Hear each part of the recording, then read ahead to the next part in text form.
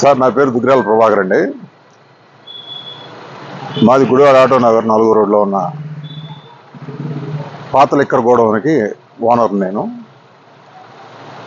మా అమ్మగారు ఓనర్గా ఉన్న టైంలో 2011వ సంవత్సరంలో టెండర్ల ద్వారా మేము లిక్కర్ గోడౌన్ని పొంది ఉన్నాము. అతి తక్కువ ధరకు వేసి మేము పొంది ఉన్నాము. తదుపరి 2019లో వైఎస్ఆర్ గవర్నమెంట్ వచ్చిన తర్వాత, రాజశేఖర రెడ్డి గారి కాంగ్రెస్ జగన్ రెడ్డి గారు వచ్చిన తర్వాత పద్మారెడ్డి గారు అనే ఆయన అల్లుడు కర్రి రామ్ గోపాల్ రెడ్డి, ఈ బ్రేవరీస్ కార్పొరేషన్ ఎండి వాసుదేవరెడ్డి గారు వీరి సహకారంతో మా గోడౌన్ని బలవంతంగా ఖాళీ చేయించి పద్మారెడ్డి గారి గోడౌన్కి తీసుకెళ్ళటం కోసం, ఆయనకి లబ్ధి చేకూర్చడం కోసం కొడాల నాని గారి ప్రమేయంతో మమ్మల్ని బెదిరించి, కొడాల నాని గారు తన అనుచరులను పంపి బెదిరించాడు. ఆ అనుచరుల మీద, కొడాల నాని గారి మీద, దిక్కిపాటి శశిభూషణ్ గారి మీద, వాసుదేవరెడ్డి గారి మీద, తదితరులందరి మీద ఈరోజు గుడివాడ 2 టౌన్ పోలీస్ స్టేషన్లో కేసు పెట్టడం అయినది. ఆ కేసు నమోదైనది. దానిపై వారిని తగు చర్యలు తీసుకోవాల్సిందిగా పోలీసు వారిని అర్థించాము. వారు కేసు ఫైల్ చేశారు. తదుపరి ఇది జరిగిన తరుణంలోనే రాత్రి తెల్లవారులు నాకు ఫోన్లు వస్తానే ఉన్నాయి బయట నుంచి.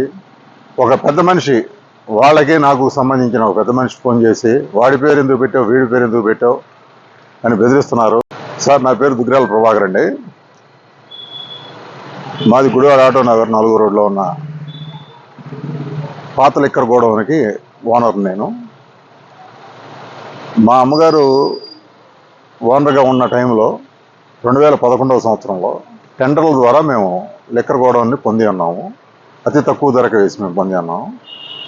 తదుపరి 2019లో వైఎస్ఆర్ గవర్నమెంట్ వచ్చిన తర్వాత, రాజశేఖర రెడ్డి గారి కాంగ్రెస్ జగన్ రెడ్డి గారు వచ్చిన తర్వాత పద్మారెడ్డి గారు అనే ఆయన అల్లుడు కర్రి రామ్ గోపాల్ రెడ్డి, ఈ బ్రేవరీస్ కార్పొరేషన్ ఎండి వాసుదేవరెడ్డి గారు వీరి సహకారంతో మా గోడౌన్ని బలవంతంగా ఖాళీ చేయించి పద్మారెడ్డి గారి గోడౌన్కి తీసుకెళ్ళటం కోసం, ఆయనకి లబ్ధి చేకూర్చడం కోసం కొడాల నాని గారి ప్రమేయంతో మమ్మల్ని బెదిరించి, కొడాల నాని గారు తన అనుచరులను పంపి బెదిరించాడు.